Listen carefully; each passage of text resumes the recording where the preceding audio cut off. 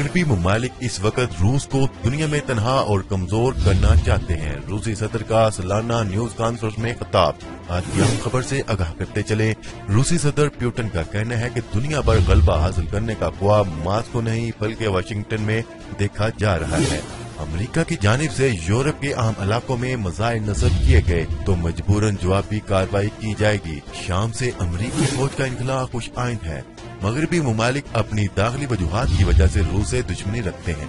तफसीलात के मुताबिक एक सालाना न्यूज कॉन्फ्रेंस में खिताब करते हुए रूसी सदर व्लादिमीर पुतिन का कहना था कि इस वक्त एटमी जंग का खतरा पैदा हो चुका है। रूस दुनिया का दुश्मन नहीं बल्कि मुहाफिज है। आर्म्स कंट्रोल सिस्टम पूरी दुनिया में टूट फूट का शिकार है।